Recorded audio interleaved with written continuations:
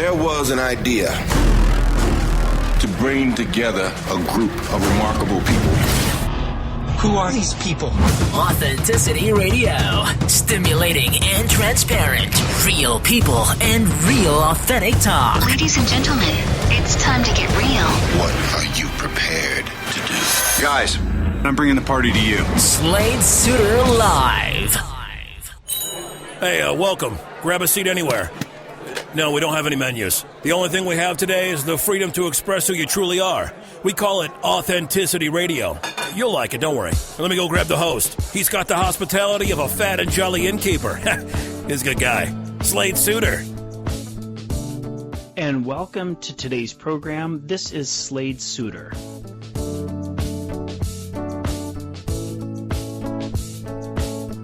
Today, we have award-winning author Patrice Lyle, who's joining us all the way from Memphis, Tennessee, USA, and she has written the award-winning Glisten, holistic medical suspense novel.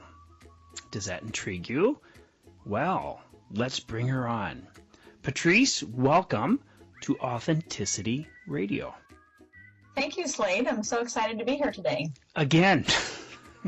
Again, yes. Just for our listeners, a while ago, we did a complete interview, and I went back to check my recordings right afterwards, and it went foobarbed. Be happy. I lost it all. So Patrice is very kind to come back and do retake number 2 of interview about Glisten. Thank you. You're welcome. Okay, no, Patrice. One thing before we get into your wonderful novel, which is really incredible, I must say, is you said after I apologized up the yin yang and I came back to you and I said, you know, would you please forgive me? Can you come back and do the show? You said, you know what? There's probably a reason that this happened. Is this a philosophy of yours? Oh, most definitely. I really live my life just by the flow, so to speak, and whatever happens, I really truthfully believe it did happen for a reason, and that's just how I've always lived things, how I live my life. And that day, actually, that we did our first interview, my mother was here visiting, and she had gotten in very late for me. I usually go to bed like at 9:30. I'm kind of boring, but I go to bed early, I get up early, and her flight didn't come in until maybe like 10:45, 11 p.m. So by the time we got back, it was like after midnight. I did not honestly get to sleep until like 1 a.m., which for me just throws my entire system off. So, but I got up and I did the interview anyway, and I had fun doing it. But honestly, that's why I really wasn't upset at all, because I think I could have done a better job if I'd had a little more sleep. I definitely wasn't at the top of my game, but yeah, so that's definitely why I let things flow, and whatever happens, happens for a reason. Well, did you get a good night's sleep last night? Yes, I did. So we're on our game. Yes, I'm on my game. I went to bed at a normal time. I think I went to bed at 10, so a little bit late, but got up about 5, worked out, and I'm back on my normal schedule, which for me really makes a big difference. Well, awesome. Okay, well, for whatever reason, we're talking about Glisten today. And so could you tell us, tell our listening audience a little bit about, first of all, a little bit about who you are. What's your background? My background, holistically, I have a PhD in holistic nutrition, and I'm also a certified traditional naturopath through the American Naturopathic Certification Board. And I worked for 4 years at a wellness center, and I just love the field of wellness. I also have a degree in creative writing, a master's degree, and I've been able to, with this book, Glisten, just combine my 2 passions in life. Writing, which I've been doing since I was 10 years old, and wellness. I just love both of them, and that's kind of how I got into this idea. When I was working at the wellness center, so many people would come in there, and for most people, it was their first foray into holistic health. Mm-hmm. And they had many questions and many concerns, and I kind of joked that we were kind of Plan Z. People would do all of these things. Some of them would work, some of them wouldn't work. And then they would come to holistic and they would their lives would transform. And I thought, wouldn't it be cool to offer something in a fun, entertaining format for people to read? And I really, really want to reach the audience of people out there, of readers who love to read medical suspense. And this is like medical suspense, but about natural health and how they can kind of read and learn through a character's eyes. And one really cool thing that I got during the writing of this book, a couple of my beta readers, people who read as I'm writing, said that this was completely different for them reading a character's transformation or journey as opposed to reading a health book. And I thought, that's really cool, and that's really was my whole goal here. And one of them started using homeopathics, and the other started, drinking more water and doing walking and some basic elements of holistic health lifestyle that they really hadn't thought about, and it really made sense to them on a deeper level. Mm-hmm. So that's my whole goal with Glisten. And now you go ahead and you offer a lot of medical insight throughout the book. Yes. Into a holistic perspective. I guess I won't drop the bomb on our listening audience. However, just to give you a little bit of background, I could tell you this much because you didn't finish it. Well, I'm going to in book 2, which I'm working on right now. The history of the book is getting so long. Most adult novels are 90,000 words, which is what this is. And I realized there's probably like another 90,000 words of this story. I'm worried that it was going to be too long for one book. Okay, so listeners, this is a book where you would think, okay, now there's a medical science that is outlawed, and you might think that it's holistic medicine.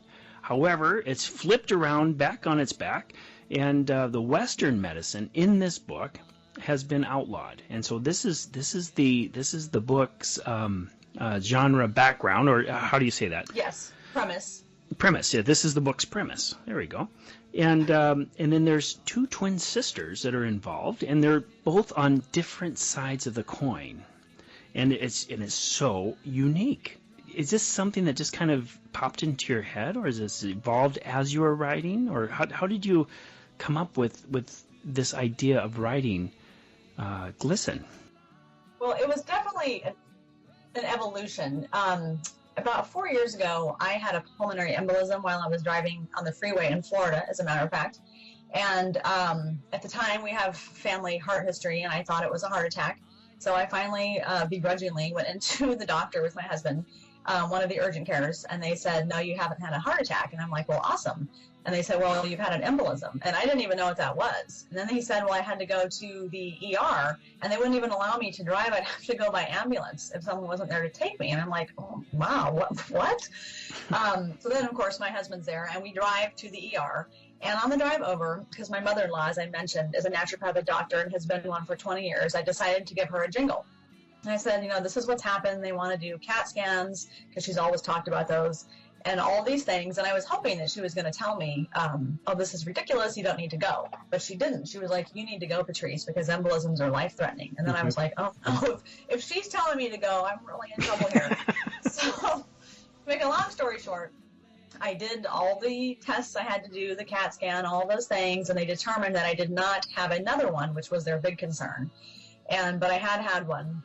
And while I was there in the insanity of the ER, at one point I actually asked the ER doctor, because my mother-in-law has always told me that CAT scans had the same amount of radiation as 100 x-rays at one time. I almost kind of wondered if maybe she was getting a little carried away. So I asked the doctor, and he said that was true. And I was like, wow. And then as I was sitting back there thinking about all of this, looking at all of this, and having all of these tests run on me, I was like, maybe A, I should have listened to her a little more, and B, then I started thinking, what if what she did was the only form of legal medicine? Would I even be here? Would I have done, as a matter of fact, they came out and said later that they thought the birth control pill was the cause of it, because the estrogen can cause embolisms in people over the age of 35, which I was. Now, I wasn't a smoker or overweight, but I was over 35. And then I just started thinking about it. That was kind of the seed of the idea. And then flash forward several years later, when I was working at her wellness center, I was doing a juice fast for a couple days and blow drying my hair, where I always get my best ideas. And suddenly I just heard Western medicine has been made illegal.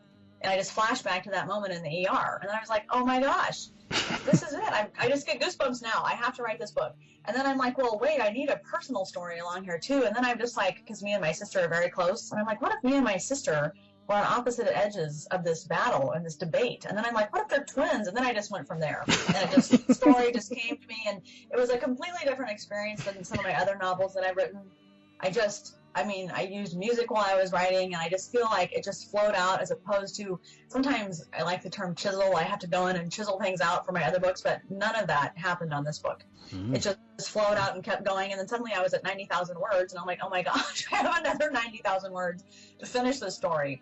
So, and at that time, self-publishing was, really kind of coming into its own, and a lot of people were doing that with their novels, whereas previously with traditional published books, I would have to have chopped so much of the book out to make it be in 90,000 words, which that just wasn't right for this story. So I decided to go with publishing Glisten 1, and I'm working on Glisten 2 now. But like I said, the characters, the story, it just flowed out. It was completely different than my other books. Well, I can't wait. Yes, I can't either. It's just one of these stories where I kind of write and then I plot, I write and I plot. And I just, the character stories just really speak to me. And Dr. Amelia is based on my mother-in-law loosely. And I just love that character. I love Dr. Jade. I just love how their lives intertwine. And I love, too, how you learn about holistic health and reading about a character with, like, a naturopathic doctor. It's just a completely different dynamic for learning.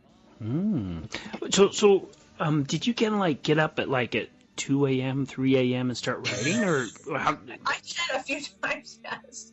I normally get up at 5, but when I'm hot on a book, I do wake up. I just bolt awake at 3 a.m. and I can't stop writing. I have to get out of bed right then.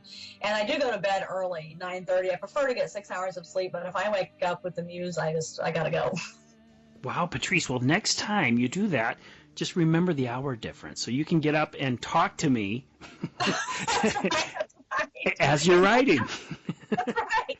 And that way I don't have to wait for Glisten 2.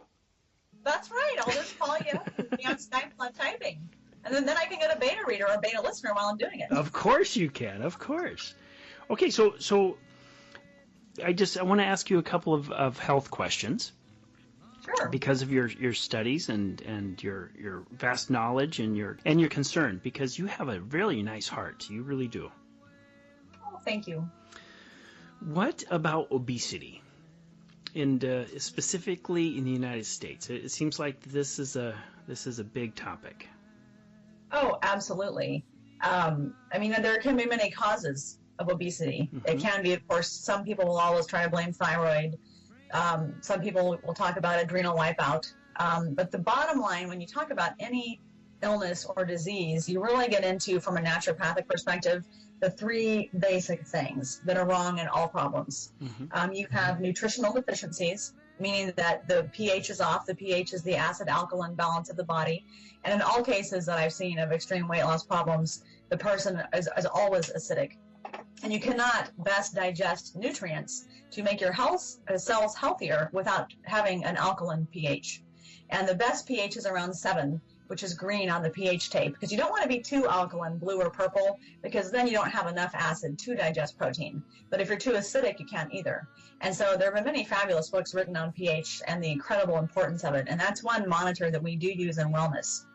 And then the next thing you have after nutritional deficiencies is toxic overload. In many cases, for a variety of reasons, people are eating food that has been sprayed with pesticides.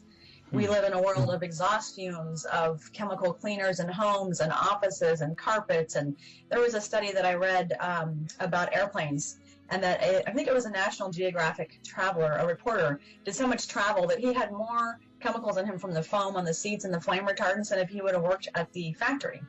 Wow. And plus, the lymph system is, kind of the doctor within. And most people aren't walking and drinking enough water to move that system optimally. So that is one way that helps toxicity, and also liver health is critically important, and the bowels are critically important.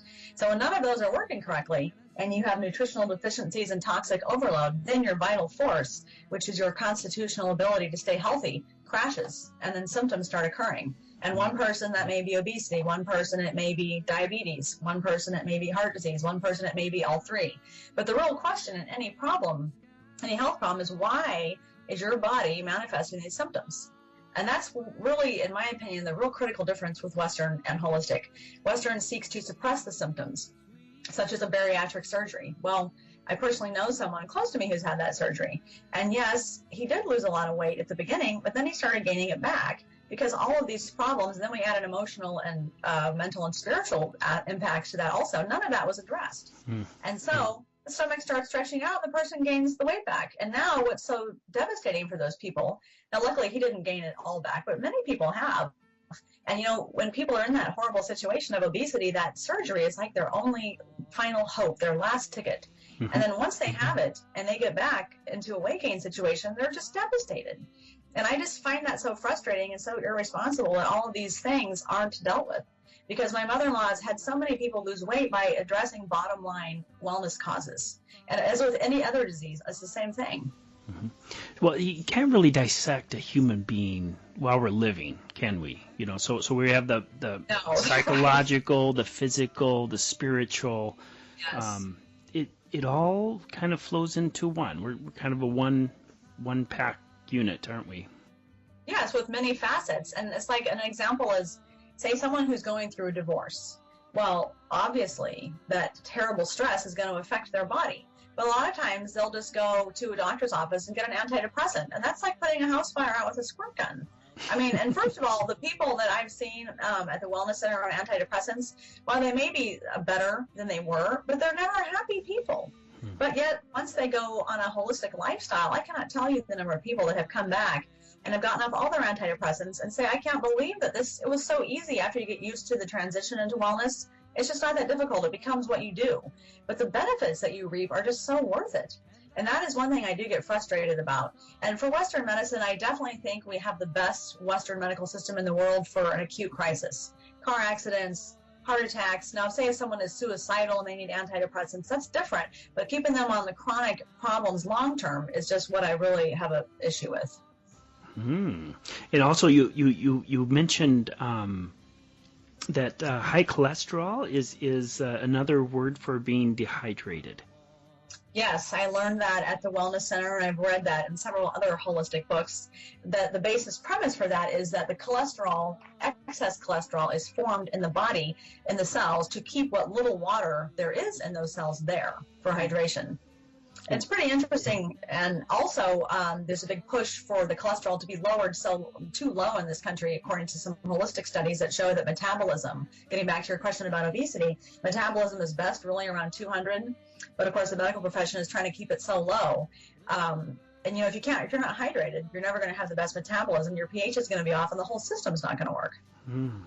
So weight shouldn't be our ultimate focus. We should be looking more at becoming a healthier individual. Maybe that would be our focus. That should absolutely be the focus. And, you know, for me, I was never morbidly obese, but obesity does run in my family. And I was 25 pounds overweight. And for years, I probably spent my 20s and 30s, and this is no joke, trying every diet out there. The South Beach diet. I was on the French women don't get fat diet. I was on the Zone diet. And I could never, ever get my weight below 130. And I realize now that might be low for some people, but for me, I'm very, very small boned, and it really was too heavy for me. But once I got on the wellness program, that was not my focus anymore. I was focusing on, you know, getting enough water in, eating organic food, eating the right kinds of food, getting my walking for my lymph system, not weight loss. It completely changed my idea of exercise. And suddenly I'm like 118, 120 without trying. And I'm like, I cannot believe this. I'm in my 40s now. And I spent all of this time doing all of these crazy diets. That again, that just should not be the focus. That the weight will balance out on a wellness program. I've seen it so many times. And once you get the focus on the health of the cells, the pH, the weight just becomes a side effect for the better. And the weight is a side effect, period. It's a symptom of an imbalance if you're too heavy or too thin also. Now, did you find that when you were going through this process, that you became more stable emotionally and more spiritual in the process as well? Absolutely. I can't even tell you how many times, and I think that's what was so different about writing this book too, being a writer and getting frustrated and all of these things and eating just garbage would just send my emotions into a roller coaster. I mean, it would just be up and down. And I always tell my husband, I just don't ever want to go back there again, feeling quote unquote psycho. I'd come home and feel all psycho and eat a bunch of mini eggs. I mean, the Cadbury mini eggs, the sugar, just sent me on a roller coaster. And now, I mean, my emotional level is so much better. The ups and downs are not there. I just feel great. And also the spirituality, that sense of connection and, you know, divine purpose for being on earth, just I had never really experienced before I got into all of this. So it absolutely, completely changed my life. And before I got into doing the wellness lifestyle like I do now, I had kind of dabbled in it. I'd done a little bit of this, a little bit of that. I was probably better than most people, but I was not to this point at all. And honestly, the emotional aspects are completely different, and the creativity and the ability to, you know, like wake up and be working on a book. I had just never experienced that before. It was much more of a, I love to write, but I really had to pull it out and chisel it out, and that just doesn't happen anymore. Wow, I love it, and you have to keep it going. Yes, at least till you get Glisten 2 cranked out there. That's right. Well, there's no turning back, honestly. As a matter of fact, while my mother was here, I did, cheat and have a few things I don't normally eat, and I could absolutely tell the next day when I got up that my energy level was lower. It was just unbelievable. And then a couple weeks ago, my husband and I don't know where we were, but we decided that, wouldn't it be kind of fun?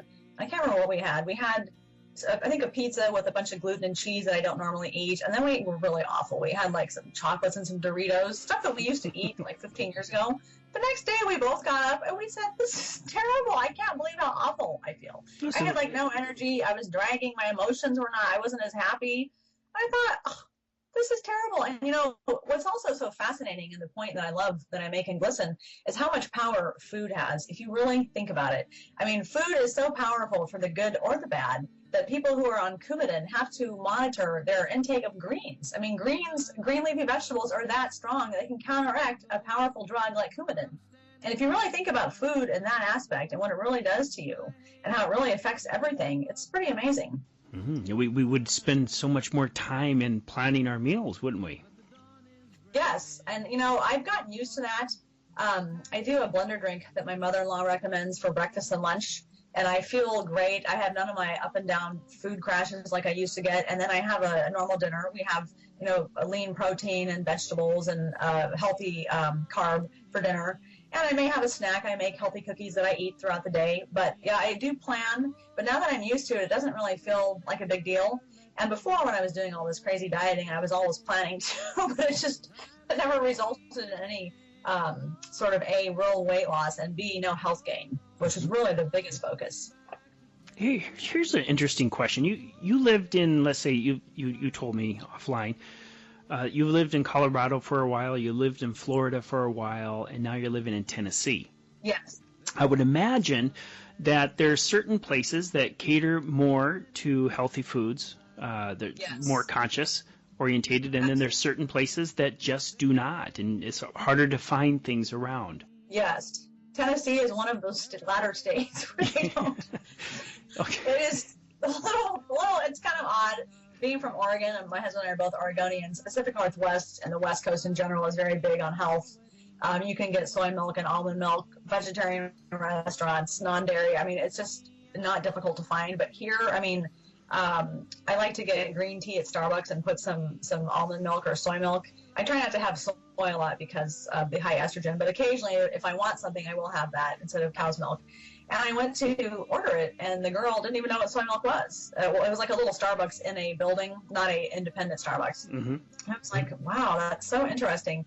Whereas like now Florida had a lot more health options. In general, I'm not sure if it's by the beach or not, if that makes a difference. But there are definitely more healthy things available, and definitely out in Oregon. But Tennessee has been a little different. One good thing is there is a Whole Foods here in Memphis, so that's been helpful. So education is going to play a big role. Oh, absolutely. And one interesting facet about Tennessee that I would really love to address as my life goes on is naturopathy, naturopathic medicine is illegal here. That is so unbelievable to me. It's kind of flipped of Glisten, isn't it? It's on the flip side. Yes, it's flipped of Glisten. Yes. So I did not know that until we moved here. So I think that might be one of the reasons that we lived here for a while. And hopefully I can work on that in the future and see where that leads me. Oh, my. Yeah, it's so interesting. And also, just for our listeners, you are not anti-Western medicine, are you? No, not at all. it is that we definitely in the United States, in my opinion, have the best Western medical system in the world for acute problems. I mean, car accidents, heart attacks, surgeries, there are things that we need doctors for. I mean, absolutely. What I really think is that we need the best of both worlds, which is going to be culminating in Glisten 2, is a complete idea of what they call complementary medicine of both, where you have the Western side. And actually in Glisten 1, we still have Western medicine, like in ICU units and for acute problems. But what the focus, in my opinion, needs to be when you go in, when a person goes into the doctor for a chronic problem, acne, diabetes that's not life-threatening, issues like that, that you try to solve the problem naturally first. And that obviously does not happen here with Western medicine. Mm-hmm. The insurance companies will be happy. Oh, yes. They probably won't listen at all. But it's just, we're talking about when you get into the quality of people's lives, it really is amazing. I remember one gentleman at the Wellness Center. He came in and he was in his 60s, and he was on cholesterol medication and blood pressure medication and the diabetic pill. And within like 3 months of a wellness program, he got off all of that stuff. And his doctor couldn't believe it. I mean, just totally floored. And he said the comment that really struck me was that, Patrice, I never realized until I got off those medications how much they were dragging me down. Because I feel like I'm 18 again. And the quality of his life is exponentially different. And that should be available for everybody. Mm-hmm. And the other thing I really would like, I love the idea of naturopathic medicine being the only form of medicine with the Western acute problems addressed as well. But they have it available to everyone. I mean, for right now, there's really only people that have a lot of money that can really afford this stuff because insurance doesn't cover it. And have insurance cover it. So you really have the true control and health freedom to decide what you want to do for your health. Yeah, and the freedom part is something I want to touch on too, is that before the freedom even is even in question, the individual person must make a decision to take the responsibility for their own health in their own hands. Is that true? Oh, yes, that's absolutely true. And, there's just no way of getting around that. And once you do that, and the other thing that most people don't realize until they really get into holistic is how much power you really do have. A lot of people think, one thing I hear all the time, it's hereditary, nothing I can do about it. That is so not true. The hereditary is kind of like the gun to your forehead, but you pull the trigger in most cases with your lifestyle. I mean, like the heart disease in my family, most people, I'm the only one really dealing with it holistically. Everyone has a heart attack by 40. Everyone has open heart surgery, and they just keep doing the same things they're doing and don't realize that they have the power to do something different. And, I don't want to end up in open heart surgery. I've seen my dad coming out and the recovery, and it's just awful. And that philosophy of there's nothing I can do about it, that has got to be changed, because that is totally not true. And that may not be true in all cases. If you have a genetic defect, that's different. Mm-hmm. But in a case like heart disease, diabetes, especially type 2 diabetes, is pretty much man-made, man-cured. And even there's been multiple articles on cancer and studies about how it's a lifestyle cause in most cases. Mm-hmm. And what we do with our lives does make a difference. How we approach our lives does make a difference. How we embrace our own life and the responsibility for our own life makes a huge difference. Oh, it absolutely does. And once you realize that, and once you realize the freedom in that, really, that you have the power to do something about your health, that you are not just stuck taking all these drugs that are not making you feel very good, that it's completely life-changing. And so many people would come in, they start on drug A, and then, of course, as we know, all drugs have side effects, and all drugs make you acidic also. And that's why it's so hard to heal and get to an optimum state of wellness when you're on all these medications, because you can't alkalize. And then the person will be on, now they have to take drug B to counteract the side effects of drug A, and then they're on drug C to counteract the side effects of drug B. And it's just a vicious cycle. Yeah, and they take a toll is in the process too. Just read the side effects of each medication. Oh, it's awful, and most times the side effects are even worse than what you're taking the drug for. That just doesn't make sense. I mean, if you need it to save your life, that's completely different. Mm-hmm. But if you have a problem, in my opinion, and again, it depends on, I guess, the person's temperament, and the other thing is, too, if you can solve it holistically, why wouldn't you want to? And why wouldn't you want to? A lot of times, I think people, get in this cycle where they do feel depressed, and they feel a sense of despair, and they feel that it can't change, so they can't even make, in my opinion, having gone through this transformation myself, their very best decision, because they're just not there mentally and emotionally yet. So Glisten 2 is on the way. Yes, Glisten 2 is on the way. It's being actively worked on, and I love it. It's still just as much of a joyous journey as Glisten 1 was. And for people that wish to purchase your book, it's available on Amazon? Yes, Amazon and Barnes & Noble. And Barnes & Noble, okay. And your website is that Patrice? PatriceBooks.com. PatriceBooks.com. So that's PARTRICE books.com. PatRice.com. Pat Rice. I thought you said P-A-R-T. It was fun. C-E. Pat Rice. That's okay. Pat Rice. I never read that. I see it now. Yeah, and now it's easy to see once I say it, but no one, my first name and last name are both, Lyle is my maiden name. Okay. My married name is a challenge too, so I have challenges with my name. So patrice.com. No, patricebooks.com. Yes. Okay. So people can get a hold of your book, and people can check out your do you keep a update on how you're doing with your book, or do you have a blog on there? I do. I'm not very active at my blog. I do have a blog, but it currently only has one entry, kind of about how I came up with the idea of Glisten. So, no, there are no current updates. I do need to work on that. Okay. And Patrice, here's a good question. Do you have a message that you would like to deliver to humankind? Absolutely. My message is that you can change your life. You can take complete control of your health, your emotional, physical, mental, and spiritual. Once you learn the principles of naturopathy and once you start doing it, your life can completely change. And I am completely an example of this. When I was 26, my blood pressure and cholesterol were both very high.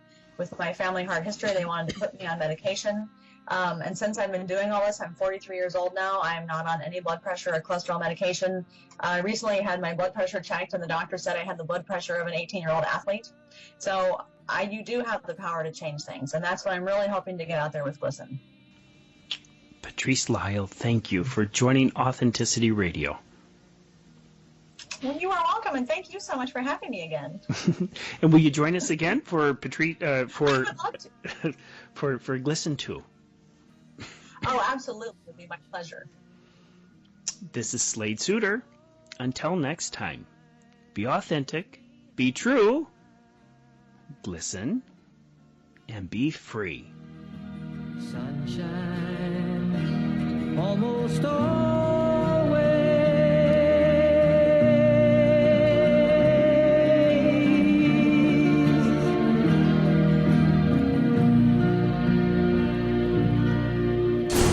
Real people and real authentic talk. This is Authenticity Radio.